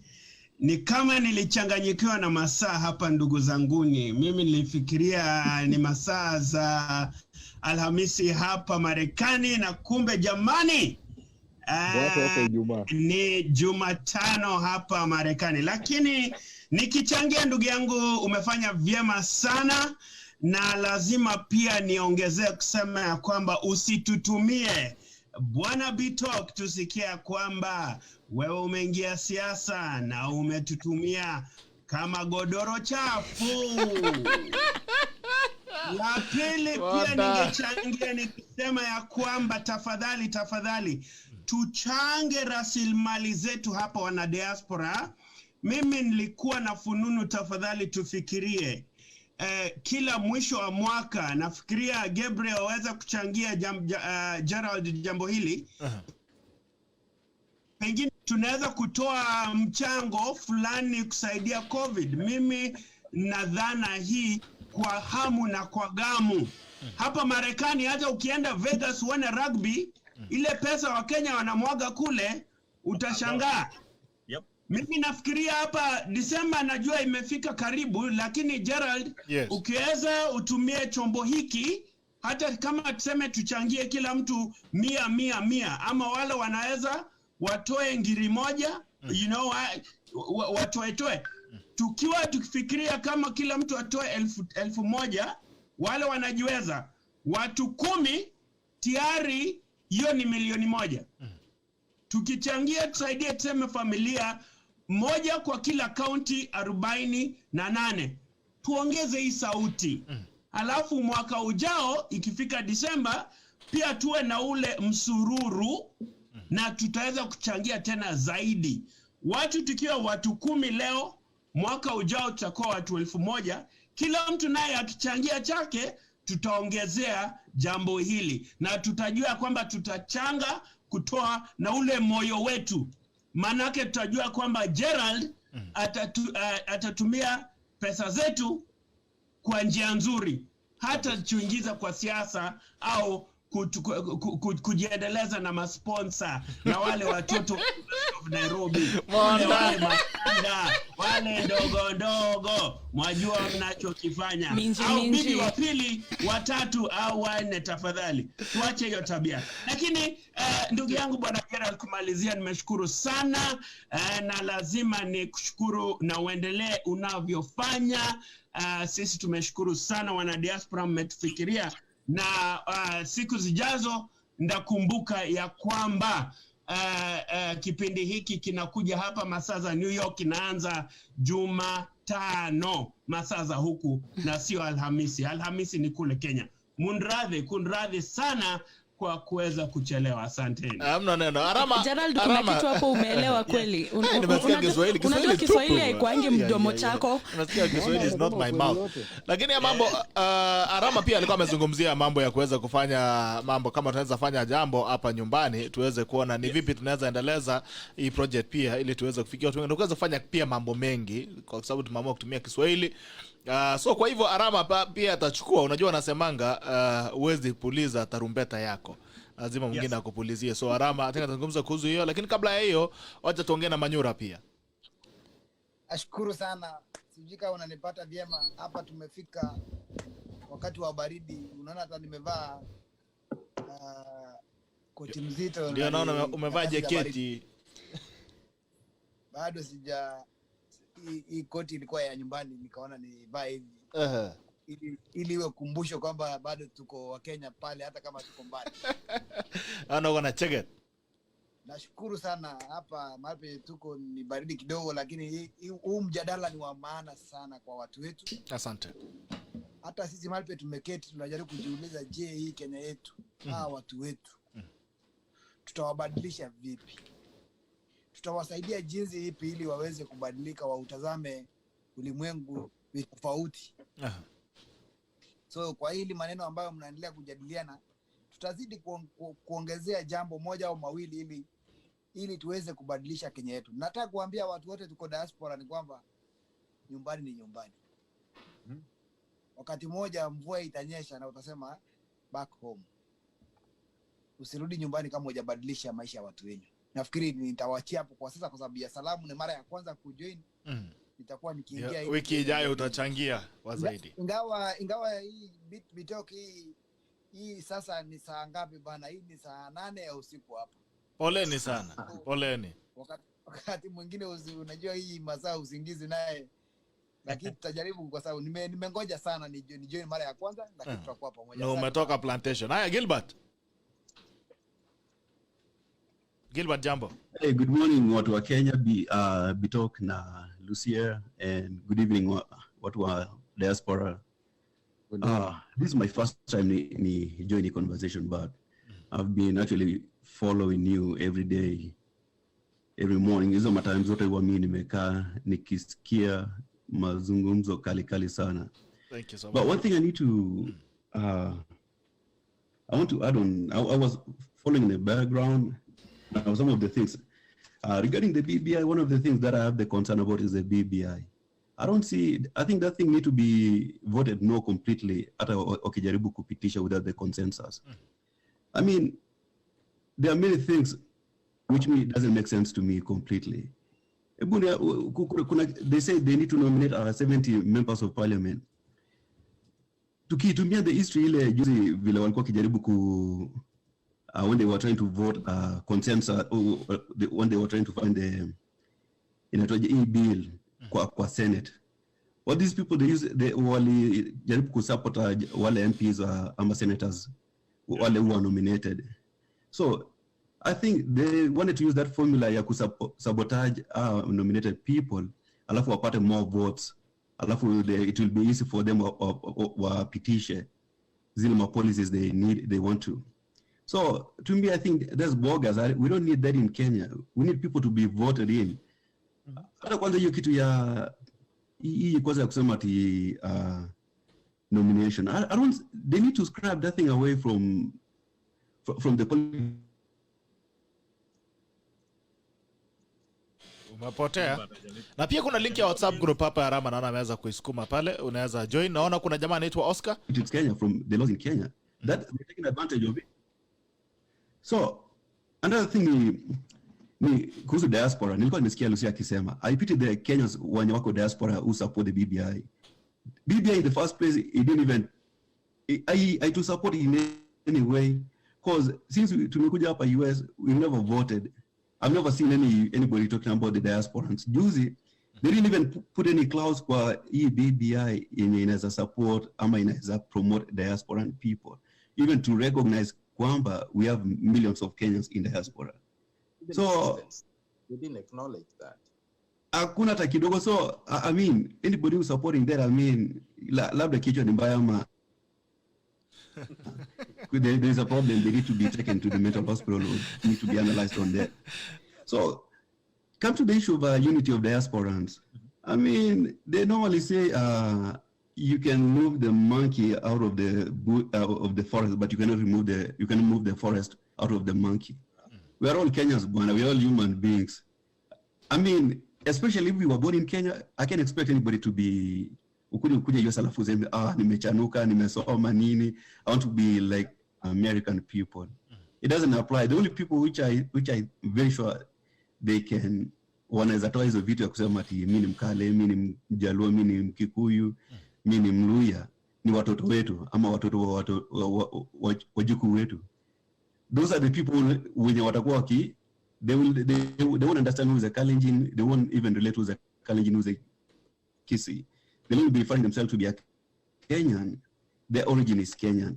But as of now, as long as you are born, ulizaliwa Kenya ukakuja hapa after high school, I'll say 9 out of 10 utaji-identify in your tribe. And that's how you're going to align yourself ukiwa hapa diaspora. All right. So, Oscar. Naona wakati imeenda. One more minute. We only have 3 minutes. And then there's another thing.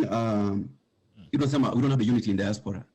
I mean, that thing goes back to Kenya also, because right now, the problem we face in Kenya, to be realistic, to be sincere to each other, is that the problem in Kenyan politics is a middle class right now. Who are the middle class involves my youths, my middle age.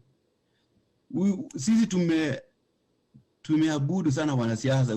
We're supposed to be the one who are dictating the ship in the ocean right now, your politics ya Kenya, but we've been sucked into the politics who is who in Kenya, right?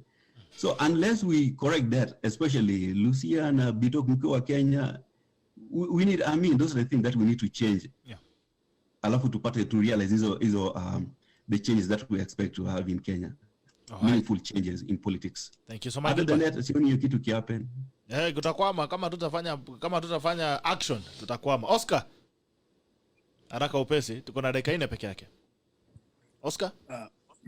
Asante sana Bitok. Mimi kwa majina ni Oscar, vile umejua mimi natoka Iten. Na ninashukuru kwa hii kipindi aswa inatuleta pamoja.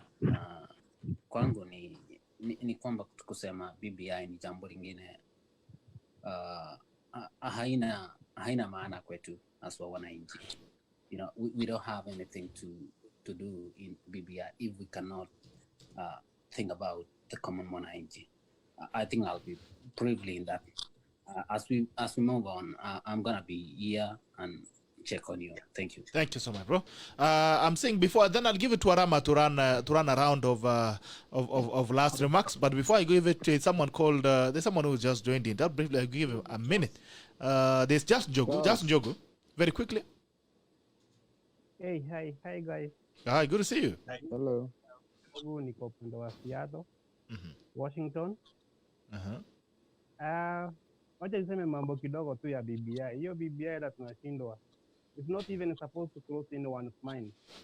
Juu hiyo kitu ni kama tu inataka set the face for 2022 competition. Si ati iko na maana sana kwa Wakenya. Unaona ni kama inatakikana watu wengine wakatai, isemekane ni wabaya, so they can the group. Lakini hiyo kitu si ya wananchi na tunahitaji tuikatae.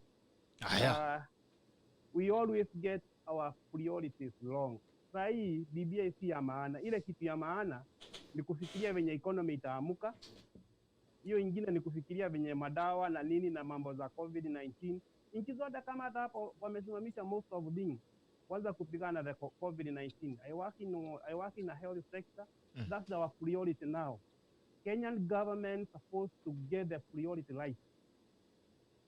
Na kwa hayo tu najua muda ni kidogo. Aya, muda umeenda. Arama, tafadhali endesha, please drive the last round of last remarks. Just drive the last round of remarks with your remarks, and then you give your guys last round of remarks. Tafadhali, Arama, over to you. All right, so We only have guys, 5 minutes. Yeah. Thank you so much for attending today. Nawashukuru nyote, wengine wamekuja late a little bit, but it's been an awesome discussion. We need to continue. If you have not joined our WhatsApp group, please join so that we can continue this discussion also on the WhatsApp group and build up to next week. Tusingoje mpaka Wednesday asubuhi ndio tunaanza kuchangia. Let's continue the discussion there so that we can refine our topics and come back in this group and be more organized. I really appreciate you joining. As we develop, Bwana Isaac Lagat, you popped some ideas that I've had in my mind, and I will follow up on that on our WhatsApp group so that we can discuss more. I have some things that we can try to get together so that we can actually have the real influence and real impact to our people. The other thing is, I know people wamesema Gerald asitoke hapa aendelee kukaa kwa hii group, but one thing media, I work kindly somehow in media through my church organization, so I know what involves in media and stuff and everything. If you have a company, if you have an organization that can support or sponsor this media team right now, kindly, if you know somebody who can do that, hebu tuanze kuchangia hiyo mambo so that we can build up more and get these people stay on air all the time. Keep real quick, 30 seconds. All right.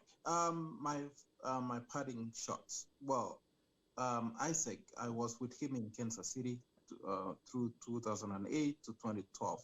Good to see you. Now, you raised a good point on investment in Kenya. I would only advise Kenyan diasporans to always invest using investment advisors in Kenya. They are registered. They will guide you, and you will not be using your family. If you use your family, you will have only yourself to blame. And the last one, I urge all Kenyans to reject BBI, whatever the shape or form it comes with. Thank you very much. Thank you. Robert? My prayers, and I still pray, Bitok, tafadhali, achana na siasa kabisa, achana na siasa kabisa. The other thing is, I think what we can do right now, because we have set the ball rolling, a million miles is usually covered by a single step. We can look for an interim group, an interim caucus, how we can start rebuilding ourselves. This is how we can start. We are not going to start tomorrow. We are starting today. Thank you. Please join the WhatsApp group. Let us engage. We can agree to disagree. We can disagree to agree. We all have different opinions. We respect each other. But we can only take the little advantage that has made us come over here back to Kenya by giving them the right thing. Don't usichoke kusema ukweli. Sema tu ukweli. Hata Biblia inasema kuna mpanzi alitupa mahindi akipanda mahindi ama mbegu. Kuna zile zilianguka kwa mawe, kuna zile zilianguka kwa mchanga mzuri. So let us keep preaching. And please, please, please, Lucia and Bitok, I'm preaching. Muachane na siasa kabisa. Awale tulikuwa siasa kusema nini? Mbaki mrudi mumeokoka. Wale mlikuwa siasa mumeokoka. So mnaenda mbinguni. Politics is not, heaven is not for politicians. All right, Emmanuel, 10 seconds. We are running out of time, so I'm trying to cut down on time. Quick Okay. parting shot. Yangu ni kusema, thanks for the opportunity. At least Arama, I've communicated to you. Gerald Bitok, unaona tumeanza kuunite wa Kenya huku, so that's a good thing. Mimi, I'm not a supporter of BBI, so nimekataa hiyo story yake. I've seen some people that I know. Isaac Lagat, I think he's there. I used to see him in Marshall, Minnesota. Sijui kama ananikumbuka, but I'll communicate with him before, later. I'll have to tuone vile mambo itakuwa. But thanks for the opportunity. Tutakutana next Thursday tena tuongee mambo mengi zaidi. All right. Thank you so much. Let's go to Isaac. Thank you so much, Arama. Thank you, Gerald and Lucia. By the way, Lucia, I didn't know I was going to meet you here. I've been seeing you kwa mtandao, saying your stuff. And I think for me, we need to promote the voices that can speak on our behalf back in Kenya. We have Gerald, we have Lucia. We will find ways to have our voices heard. And asante sana for everybody who is here. We'll continue to connect and see what's happening. Thank you so much. All right. Thank you. Kibichi? Jambo la kwanza ambalo nitasema ni kuwa tulinde katiba, tutekeleze katiba. Na jambo la pili ni ya kwamba tunaweza kukongamana pamoja kama mandugu na madada huku walio nje ya nchi. Pia sisi wakiokota signatures za kufanya upuzi wao, pia sisi tunaweza kuokota signatures ya kumake sure memorandum yetu na representation yetu na commission ya diaspora inawekwa na inatekelezwa ili mambo yetu yaweze kufanyika kwa urahisi. Asanteni sana. It was good meeting all you. Na asanteni sana. Have a good night and a blessed day too. Thank you so much. Right. Thank you so much. Bwana Monda. Hey, Aram, I have to apologize again for coming late, but I have a slightly different opinion from from what's been talked about BBI, and also about people joining politics. I think Lucia and Bitok, if you want to join politics, please join politics. The reason being, part of the reason we have all these godfathers, the dynasties, and all the old names is we don't give our people alternatives. It's the same old names every single time. And if you're passionate enough, Lucia and Bitok, to join into politics, please go for it. And let us know, and we will fundraise for you to be able to do that. Have a vision. And then the second thing is, I also think the way BBI is being framed with the civil society organizations, I feel is a little underwhelming. You can't just say no BBI, Linda Katiba. What does that mean? If they're going to talk about that, they have to give a political alternative.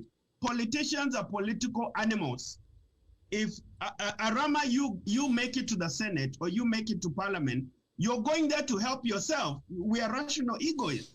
You didn't go there because, yes, of course, you want to help your constituents, but you're also doing it for a personal incentive.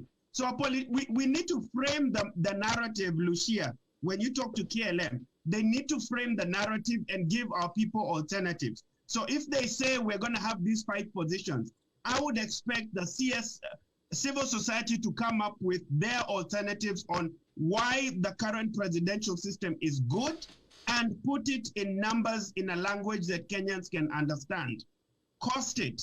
Say these 5 extra positions are going to cost you $100 million more. This is how it affects Wanjiku on the ground.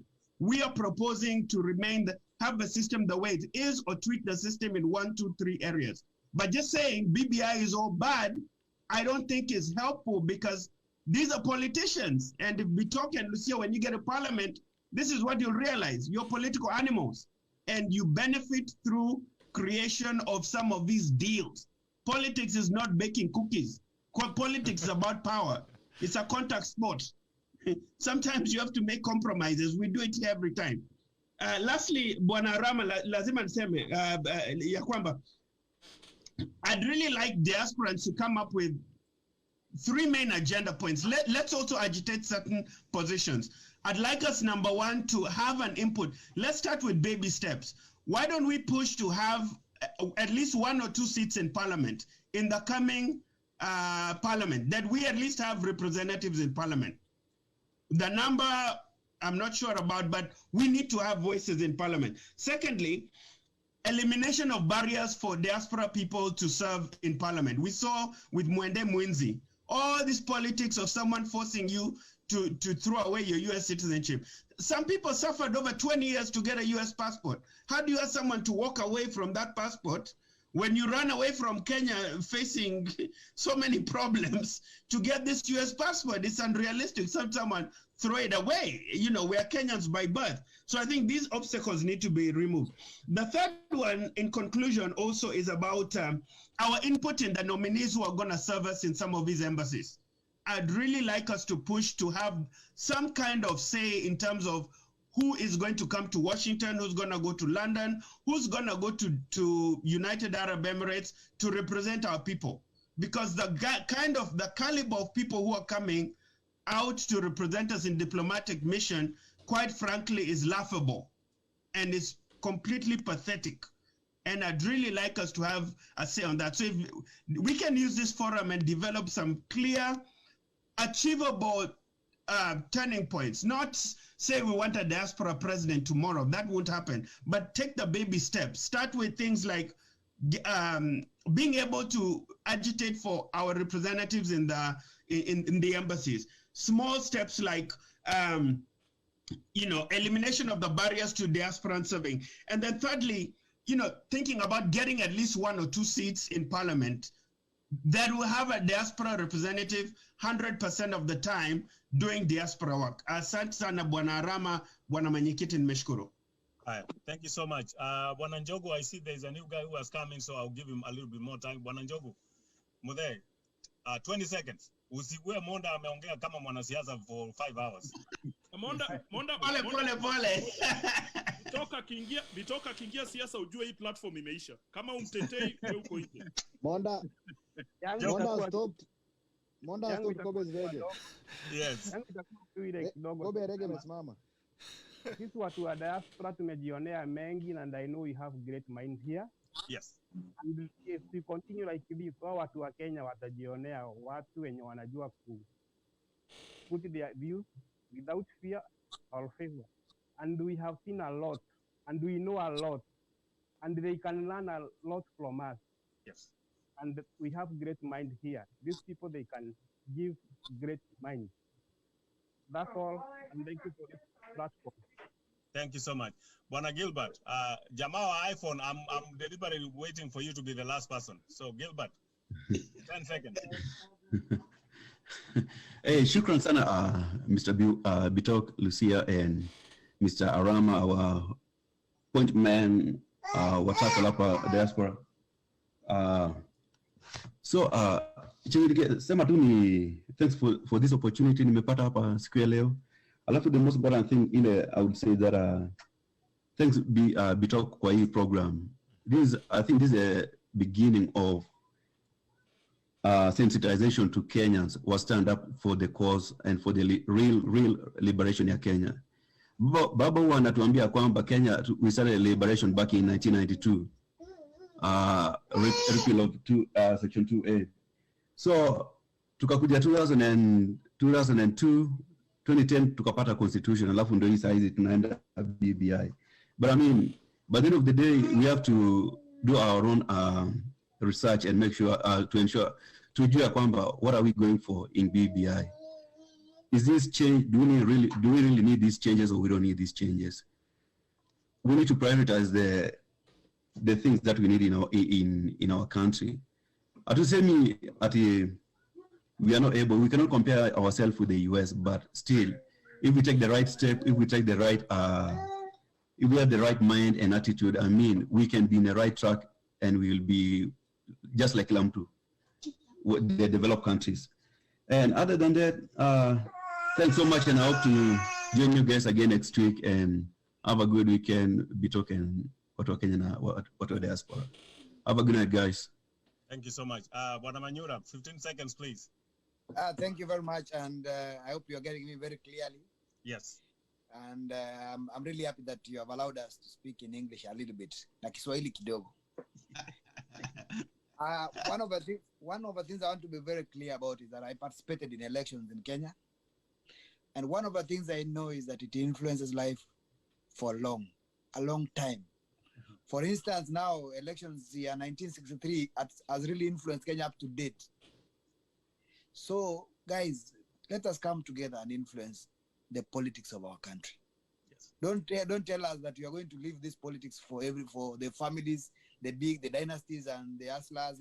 Let's all come together and influence elections like the way it is done over here where we are. The last thing I will tell you, that you are here and whatever you are doing, and you are seated here today or talking here today because of the politics of Kenya. So think about it. Let's come together and build Kenya, because at the end of the day, nyumbani. Kiswahili walisema, tulifunzwa Kiswahili pale kwa primary school zetu. Mwacha mila ni mtumwa. Yep. Asante sana Bitok. Let's come together. I will always be joining, though very late, but let's come and reason together. Like the Bible says, come together. Let us come and reason together. Thank you. All right. I don't know if Ochi is still there. Kavi Ochi, you've been very quiet, but if you're there, maybe not. Mtu wa iPhone. it's yours. You probably have maybe a minute and a half. Alitupa iPhone chini. Inaonekana aliweka iPhone chini bwana. I think he's there. Yeah. So, all right. Okay. Real quick, we only have like a minute and a half before we close down the show. So, you are muted. If you can unmute yourself. Thank you so much for the opportunity. Do you hear me? Yes. Yeah, my name is Victor from Dallas. This is a great forum. And the group in Kenya, they are doing a great work.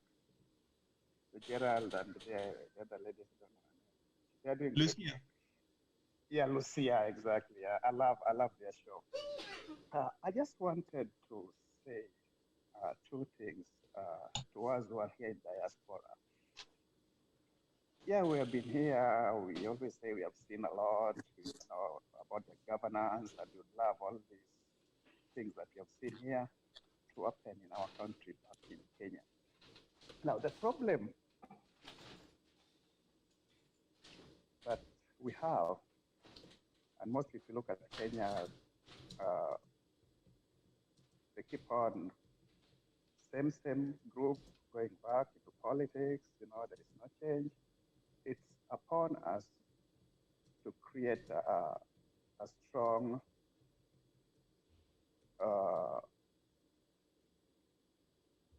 group, something like an interest group that is so vibrant that if we take back home, we start to teach those back in the village about civil matters. And because I believe that our people in the village are not well educated to know about the governance. And that is why, anyone can go there and lie to them and they keep on repeating, electing the same people. So if we have a strong institution here that we go back there, we pump money into the villages, teaching those people what governance is, it will make them have the right mind to choose the right leaders. But if we go back there without doing that, they will keep on just electing the same people. So that is something we have to do. Because if you look at even the Electoral Commission, they only got few months to elections to teach about electoral, everything. So if these things can be started earlier, it will make the public be aware and to know the meaning of governance. That's all I have. All right. Thank you so much, everybody. Thank you so much, Bona Gerald and Lucia. We are grateful for the forum. We appreciate what you do, and continue doing this. Like Robert amesema, tafadhali hii siasa, lakini Monda amekuja amesema you can go to politics, but be true to yourself. This is the only forum. This is one of the forums we have. We know that bigger medias are not even focused on people's issues. They are focused on whatever they want to focus on. So keep on this going, gentlemen, and some ladies who join us, but then they drop off. If you are able to join our WhatsApp group, if you're already in the WhatsApp group, kindly try to share the link, the group link, so that we can add more people to endelea na hii mjadala. We make our country better than what it is right now. Gerald, back to you. All right, I really appreciate you guys. Thank you so much for joining us. It was really a great pleasure to have you. This was a very informative discussion. It was quite insightful. Although Monda amekuja na Kiswahili hatari sana, uchanganya kidogo. But we really appreciate. Lakini pia amesimamisha rege ya Kobe, amesema tusiingie kwa siasa. Monda amesema tuingie. Anyway, guys, I have the faith and determination to change things. One step at a time. Unajua nasemanga hata kahawa, if you have a sachet of coffee, if you don't get it in the water, then you're never gonna have a drink to have. So it's always a pleasure to have you guys. Let's drive this change a bit. Pole pole tu, tusaidiane, we help each other. I can tell you that nations and countries have been changed by conversations like this.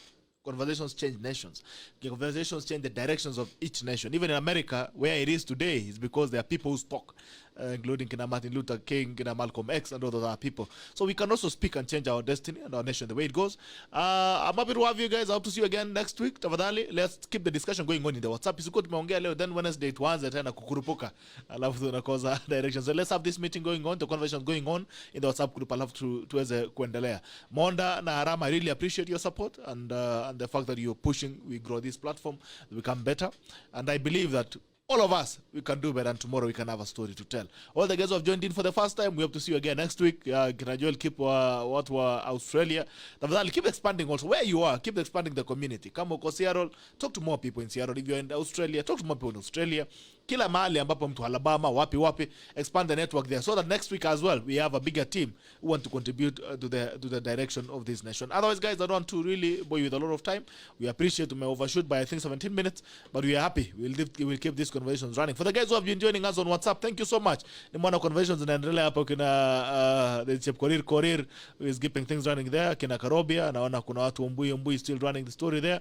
Ombui alipotea at some point, alienda wapi? Kina Nanteman, we really appreciate that you guys have time to join us on the tackle.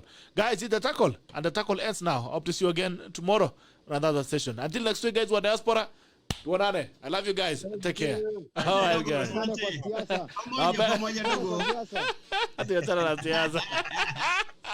Kombe. All right, asanteni sana. Arama, I had a quick nini. If you could actually just share the whatever on a daily platform, share the WhatsApp, so that those people in diaspora can actually join. I think it could actually reach a lot of people. So probably next time when we are on the show, you can actually pin the link, and then people can actually, because I'm seeing on the comments somebody asking, what your link? Oh yes. Okay. Yeah. Okay. That's okay. Post it. All right, no problem. Good point. Thank you, guys. This is the tackle, and the tackle ends now. See you again tomorrow. Bye bye, and we love you. Take care.